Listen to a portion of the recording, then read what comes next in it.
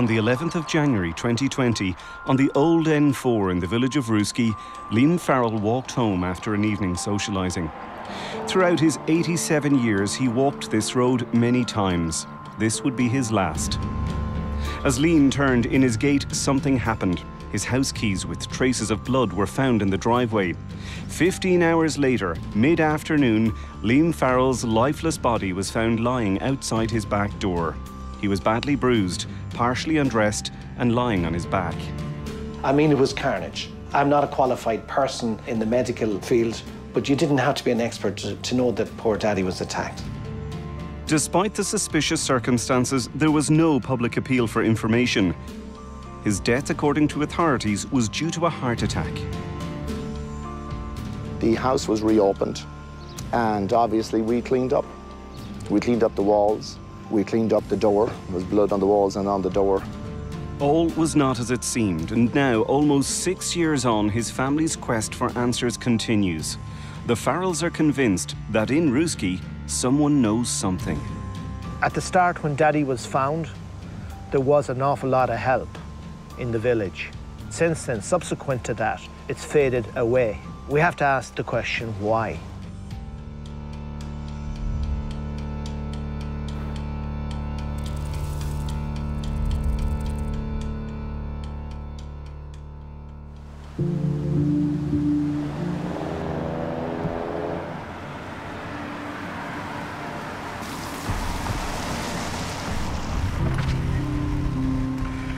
Rooskey is a small village divided by the River Shannon. Leitrim on one side, Roscommon on the other. The death of Liam Farrell hangs over this quiet place because there are so many unanswered questions. What happened here in January 2020 and what unfolded in the subsequent days, weeks and months have led to even further questions. A widower, Liam was a father, a grandfather and a brother. He had lived his whole life in Leitrim. A daily mass goer, he now lived alone. This is Liam at his granddaughter's wedding, just 5 months before he died. I wish them the height of good luck. Very nice pair.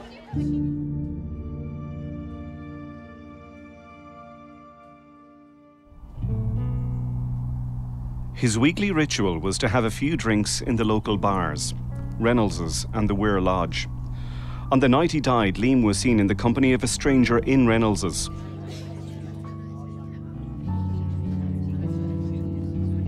He left there and joined a lifelong friend in the Weir Lodge just next door. Shortly before midnight, he left the Weir Lodge for the last time. He waved to the local taximan as he passed and walked the short distance to his home. It would be the last time Liam Farrell was seen alive. Today, his home is empty. Outside, a lawn on which footprints were found the day Liam died remains uncut. The family are haunted by what happened.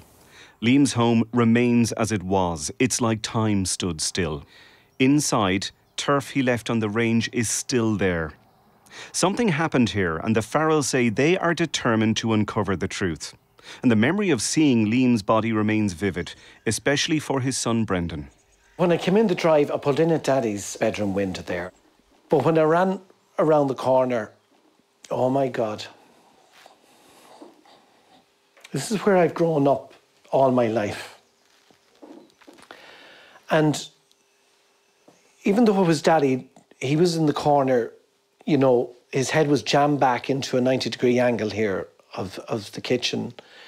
I didn't recognise him because the injuries from his head, the whole way here, his eyes, it's all black here. There was blood, there was cuts, there was all wounds on his hands. They were all black. And then it was crazy because I remember seeing his toe was bleeding. I could hear the ambulance coming down the road. It was like as if everything stood still. This was not meant, this shouldn't have happened. For some reason, his overcoat and let's say his blazer from his suit, one was rolled up tight here and the other in here as if to comfort him. Over to the left-hand side on the doorstep was his tie. Now that was tied in a bow and it was covered in blood. Daddy was covered in blood. The walls were covered in blood. The door handle, the door. Over to the right-hand side of that, out from his knee, was his watch. The watch was broke. The chaos of that evening soon turned to calm. Liam's body was taken to Sligo for a post-mortem. The scene around the house was sealed off. A Garda forensic team arrived. But within 24 hours, the cordon would be lifted. The scene no longer considered suspicious. At Sligo General, a routine post-mortem was carried out, rather than a more detailed forensic autopsy, which is typical in cases of suspicious or violent deaths. That routine post-mortem examination concluded Liam Farrell died from a heart attack. I could understand, yes, a heart attack, but what about the injuries? And, you know, what caused the heart attack? I mean, it was carnage. You didn't have to be an expert to know that poor Daddy was attacked. Primetime has seen the post-mortem pictures of Liam Farrell's body. There's extensive bruising to his face, his hands, his arms and his legs. His toes are cut and bleeding. But despite this, no forensic examination of his body was carried out. The absence of a full forensic post-mortem was a crucial turning point in the aftermath of Liam Farrell's death. It would have been more detailed and could have gathered vital forensic evidence which may have helped determine fully what happened that night. The hospital pathologist who conducted the post-mortem told an inquest last year that he was not informed that the body had been taken from a crime scene. Professor Paul Hartle told the inquest that had he known the death was suspicious, he would have refused to conduct the autopsy and insisted a forensic pathologist conduct the examination. Things went wrong from the moment when there was, for some unknown reason, a lack of communication between the scenes of crime guards or the senior guards who attended the scene. It was literally an opportunity that was missed to carry out a more comprehensive post-mortem assessment of the remains, which would have established the presence of injuries and which would have established a likely causal connection between those injuries and a likely assault. The conclusion that Liam Farrell died of a heart attack is not disputed by the family. But they do question what brought about that heart attack. And having seen his body and injuries, they don't believe it was an accident. And subsequent reviews of the case suggest there could be some basis for their suspicions. The original post-mortem was reviewed by the state pathologist Dr. Linda Mulligan. Primetime has seen her report. She reaches several findings. The chief state pathologist says the pattern of injuries on the face and hands raise some concerns. She states there is a possibility that the bruises on Liam Farrell's hands and fingers are defence injuries. The report states there are two possible scenarios. Liam Farrell collapsed after a heart attack and injured himself, or the injuries were sustained as a result of an assault. Her report states the involvement of another party cannot be ruled out based on the original autopsy report and the photographs provided. However, at the inquest into Mr. Farrell's death, the state pathologist said her office favoured the first scenario, that Mr. Farrell had a heart attack and fell, injuring himself. This review by the state pathologist was enough for the family to seek more answers about what could have happened. They commissioned an independent review of the original post-mortem. I believe, and the family believe, that the late Mr. Farrell was the victim of an assault. I have a report from Professor Jack Crane, who's an eminent and retired state pathologist from Northern Ireland, whom I commissioned to do an inquiry on behalf of the family, quoting from the opinion of Professor Crane. At the end of his rather detailed assessment, he says, "It is my opinion that this man has been confronted by an intruder outside his home. He has clearly been assaulted by being struck a number of times on the face, possibly causing him to fall to the ground. Whilst on the ground, he may have attempted to protect himself against further attack, resulting in injuries to his hands. It would appear that he has attempted to make his way back into his home, but had eventually succumbed to the effects of his coronary artery disease, exacerbated by the strain of the physical assault." Despite support in the community, the Farrell family are struggling to come to terms with what happened. Liam raised his family in Rooskey with his late wife Maureen. He worked at the local meat factory and they both farmed lands around the house. He was a familiar face in Rooskey. A lifelong Fianna Fáiler, Liam was a senior figure in the local common when Albert Reynolds, a native of the village, was elected Taoiseach.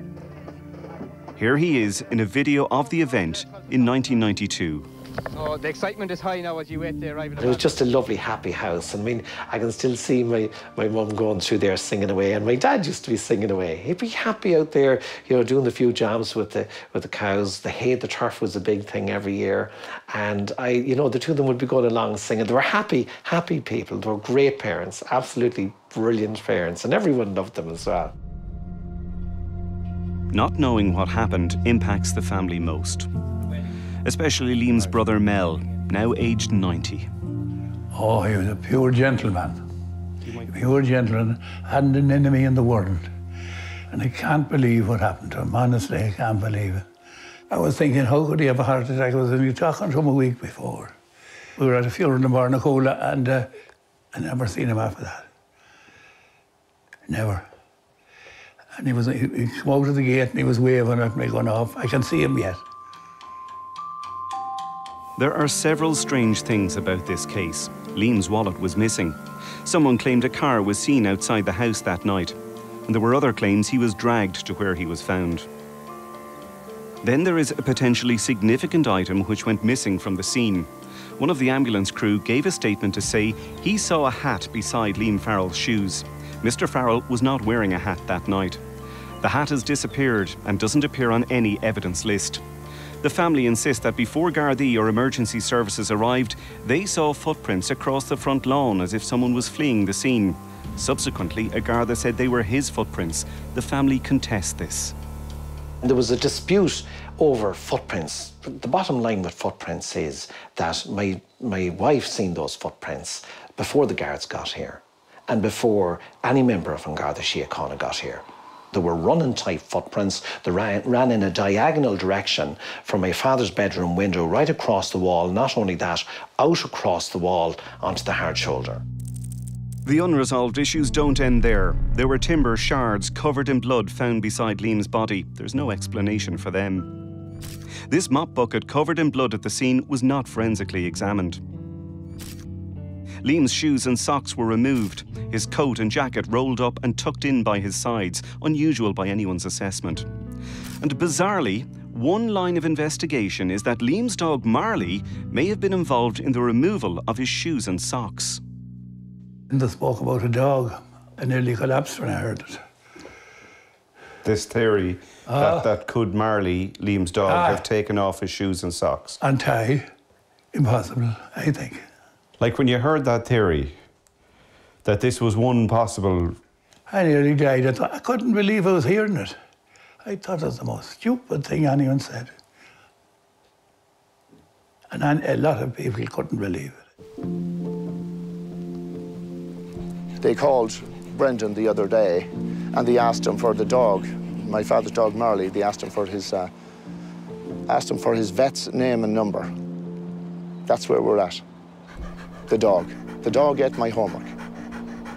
Why would they want the dog's vet? I can't understand that. I think it's not worthy of a response, to be honest with you. It's, it beggars belief.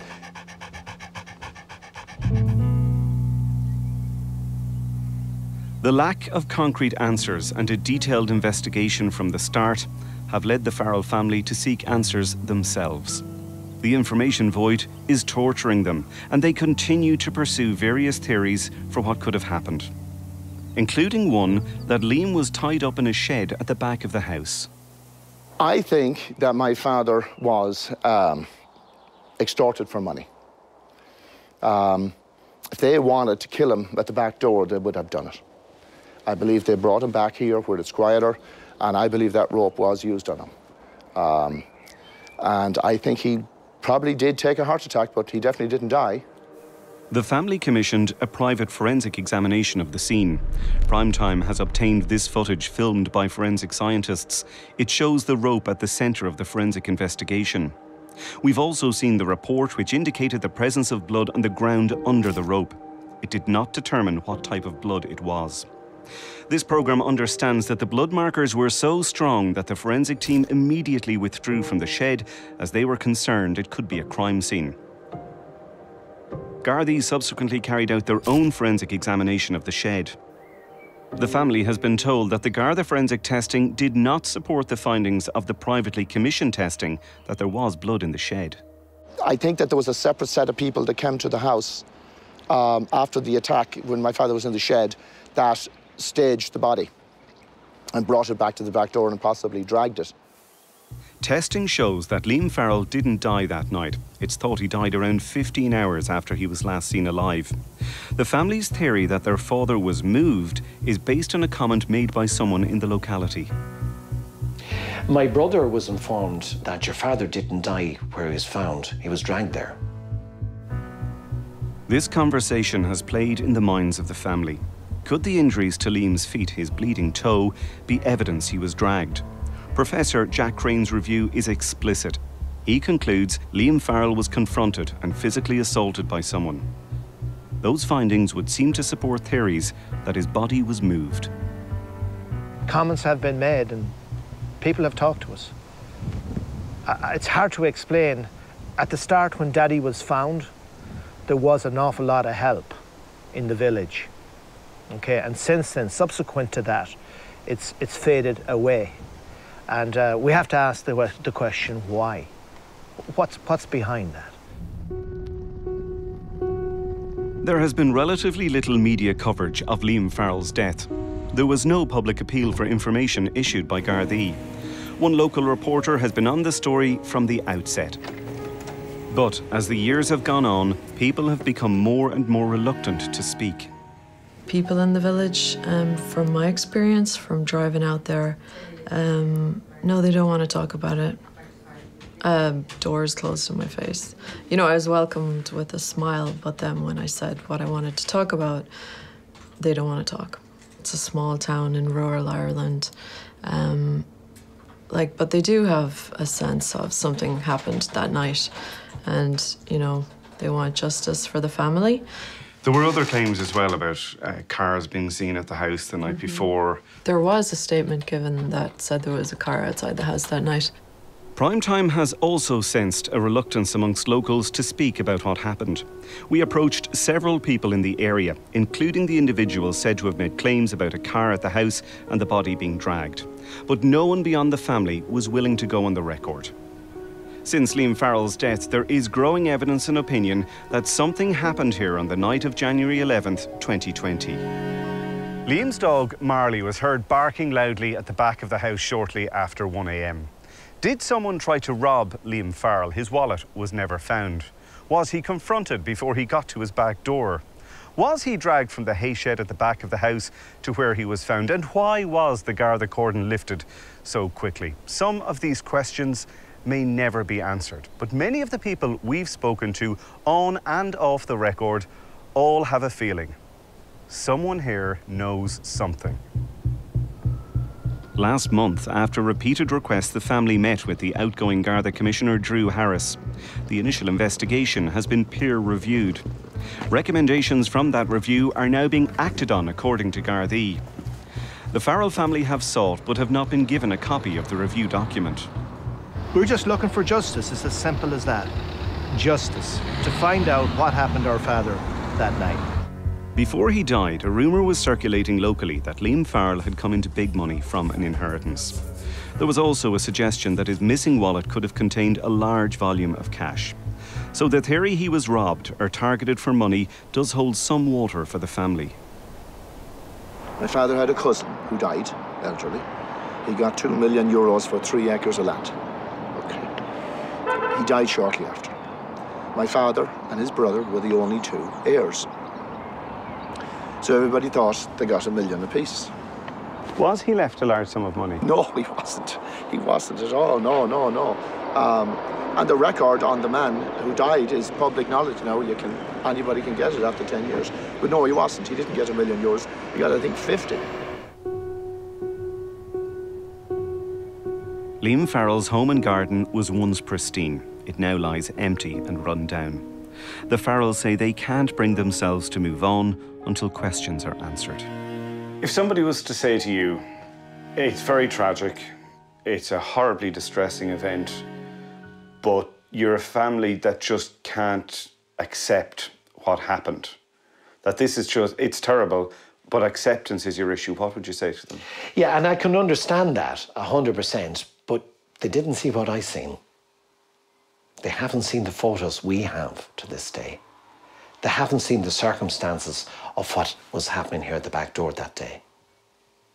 I mean, to be told that your father didn't die where he was found and he was dragged there, to be told that there was, you know, the possible sighting of a car outside your father's house. We have the footprints on the lawn, we have the keys at the gate, we have the place is covered in blood. But yet, you know, here's the shoes and socks 1.5 feet out, very neatly placed, by the way.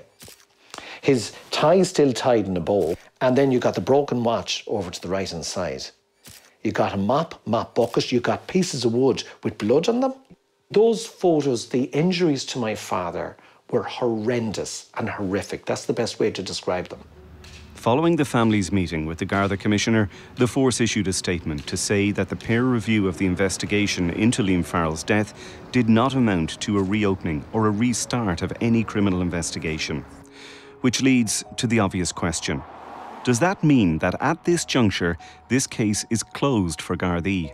Well, it'll be a very sad state of affairs if that's the case, that this elderly gentleman, who was a very, very well-regarded man in the community, who then seems to have met his death in questionable criminal circumstances, will end up in a situation where no answer is available to explain what happened to him. That would be a very, very distressing state of affairs for the family.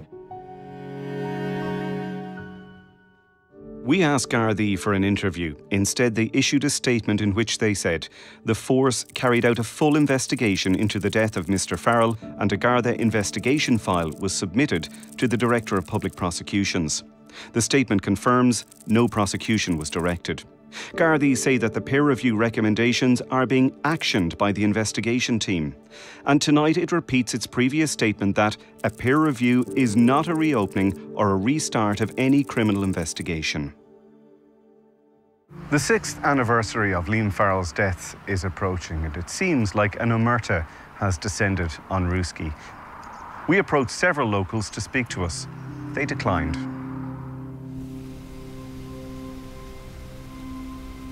So this is our father's grave. Indeed, our mother is buried here as well. We haven't finalised the grave the way my father would normally keep the grave, because we're attempting to get a forensic pathology done on our father. That will have to be done through an exhumation. For any family, an exhumation is traumatic. But the family wants answers, even if some of those answers are buried with Liam. The lack of answers, the lack of knowing, is a trauma too. Oh, I can't forgive who done it. I can't. Or never will. Because someone is holding back something, I think. I do. I think someone knows something and they won't say it. I know. They're frightened of saying it. For you as his brother, why is that important? Well, I've only a few years more to live. I'm 90, and I want to see him get the truth before I die. I'm 90 now, so I might get another few years. I hope so. It would mean a lot to me if I live long enough. I hope in the next year we'll have some good news.